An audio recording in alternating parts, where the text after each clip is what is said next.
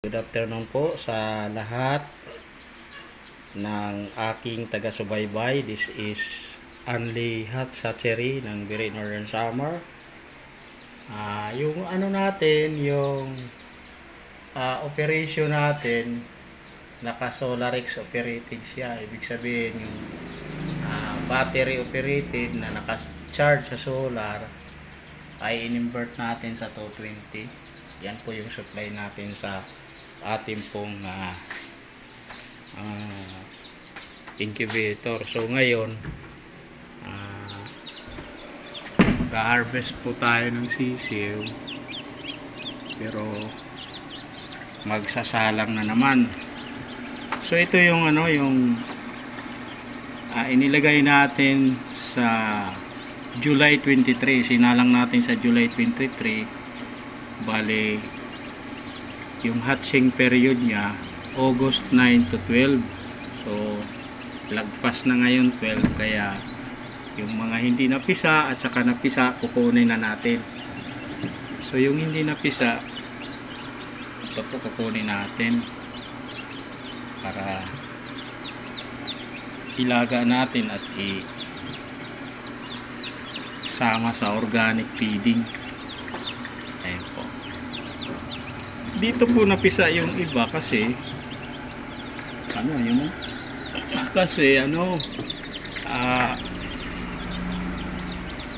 nagkaroon kami ng bakasyon sa Nature Spring. Nagkaroon kami ng team building. So walang dito walang nagbabantay. Yung nangyari, napisa sila sa seater kasi nakauwi kami August 10 na. August 11 kami nakauwi. So nagpisaan na lahat. So anong nangyari ay transfer ko na lang doon sa sa hatcher. Ayan po, kinukuha natin yung mga hindi napisa. So mga pero sisilipin natin, baka meron pang buhay sa loob. So tilalagay natin sa hatcher. So ayan po. So ngayon magsasalang tayo. Kukunin natin yung itlog. Meron tayong 23 eggs na isasalang. Ito po yung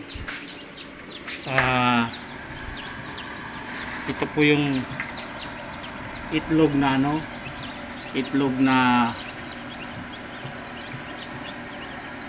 itlog ng 2 araw habang wala kami dito. Kaya ngayon isasalang natin para hindi masayang yung ating operation sa hatchery incubator. Dito po sa seater incubator na nakaset up. Ayan po. So ilalagay natin to. Mamaya lalabilan natin ang panibagong label. Bibilangin natin yung number of days na ilalagay niya dito sa seater. Ayan po. Ayan. So yung operation ng aking incubator ay continuous lang to. Continuous lang yung operation.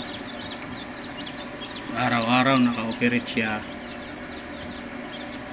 Tsaka napansin ko sa aking setup dito po sa lumang rep na ginawa kong seater incubator, hindi siya matagal mapundi yung bulb niya. Mamaya na lang lalabilan po. Ayan po.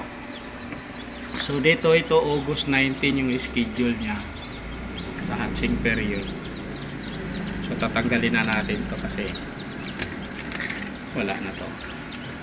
Ayan. So ayan po. So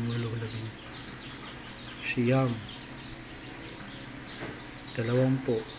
So, meron tayong 23 na hindi napisa. So, halos 50% yung hindi napisa. Bakit? Ito po yung dahilan na dalawa lang yung ating tandang. So, mahina yung fertility niya. Kaya marami tayong hindi napipisa. Kaya, susubukan natin na paramihin yung ating tandang. Ayan po. So, ayan. Okay naman po. Kasi, okay naman po yung temperature natin monitoring. Maintain po natin yung 37.5. Ayan po, lalagyan natin ng label. Ito rito, lalagyan natin ng salang mga bukas. Ito, yung hatching period niya is August 19, August 21, August 25. Ayan. So, again, maraming salamat sa aking mga taga-subaybay sa aking YouTube channel. Kung bago ka pa lang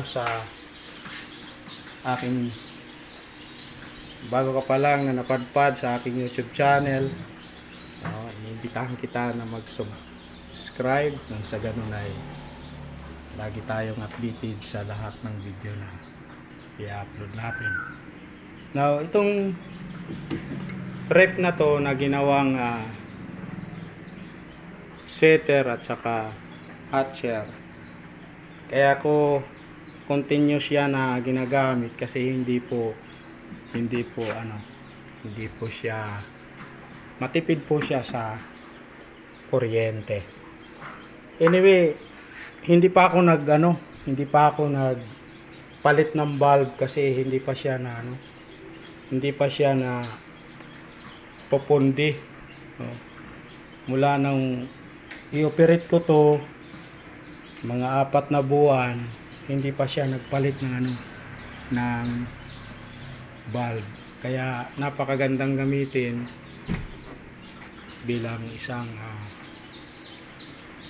pag-incubate ng aking mga itlog. Kaya continuous ko siyang ginagamit kasi matipid sa kuryente. Kaya maraming salamat po sa hapon pong ito sa lahat. Goodbye and God bless po.